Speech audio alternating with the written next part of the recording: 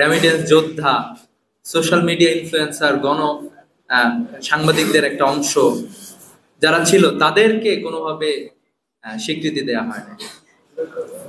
আমরা দেখেছি যে বাংলাদেশের প্রত্যেকটা স্তরের শিক্ষার্থীরা, কওমি মাদ্রাসার শিক্ষার্থীরা রাস্তায় নামছে। কওমি মাদ্রাসার শিক্ষার্থীরা কখনোই বিসিএস দিতে যাইতো না, তারাও রাস্তায় নামছে।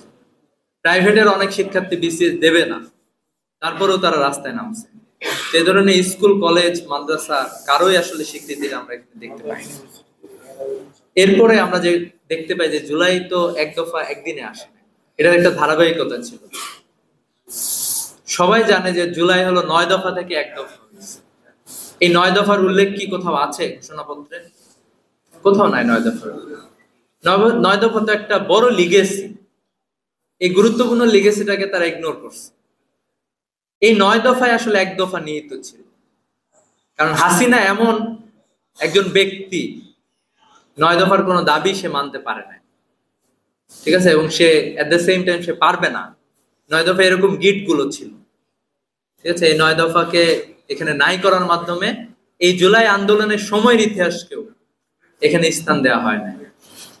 এই ব্যাপারের মধ্য দিয়ে আমরা গিয়েছি। আমরা বিগত 16 বছরে এই যে যারা এই লড়াই সংগ্রামে নিহত হয়েছে, জুলাই তো অসংখ্য মানুষ শহীদ হয়েছে, জুলাইয়ের আগেও তো অসংখ্য মানুষ শহীদ হয়েছে, তাদেরকে তো আমরা কোনোভাবে স্বীকৃতি দিলাম, তাদেরকে তো কোনো একটা ডেজিগনেশন দেয়া দরকার ছিল। তারা তো দেশের পক্ষে কথা বলার জন্য মানে বঞ্চনার শিকার হয়েছে, মৃত্যুবরণ করেছে, তাদেরকে তো আমরা কোনো স্বীকৃতি দিতে পারলাম না। জুলাই যোদ্ধারা তাদেরকে যেভাবে স্বীকৃতি দেওয়ার কথা ছিল, তাদের যেভাবে চিকিৎসা হওয়ার কথা ছিল, তাদের যেরকম ফ্যাসিলিটিস পাওয়ার কথা ছিল, এটা তো তারা পায় নাই।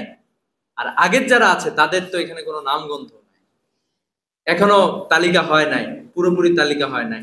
হেফাজতে সে গণহত্যায় কতজন মানুষ মারা গিয়েছে, পুরোপুরি আওয়ামী লীগের রেজিমে সব জায়গায় প্রত্যেকটা দল মতের মানুষ তো এখানে, যারাই বিরোধিতা করেছে তারাই এখানে, তাদেরকে হত্যা করা হয়েছে, বঞ্চনা করা হয়েছে, জেলে দেয়া হয়েছে। এ ধরনের মানুষদের কোনো স্বীকৃতি আসলে এটাতে নাই।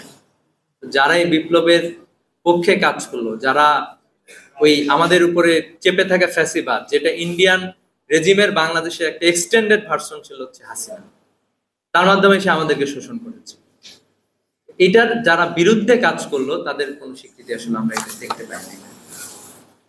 এরপরে আমরা এটাও দেখলাম যে জুলাই ঘোষণাপত্রের আইনগত ভিত্তি কোনো কিছু এখন পর্যন্ত নাই। পরবর্তী নির্বাচন হলে নির্বাচিত সরকার তার মতো করে সন্নিবেশিত করবে, এরকম ব্যাপারগুলো এখানে, অথচ এখানে একটা ক্লজ থাকা দরকার ছিল, ঠিক আছে, যে এটাকে এই সরকারই বাস্তবায়ন করতে হবে, এটাই মূলত হওয়ার কথা ছিল।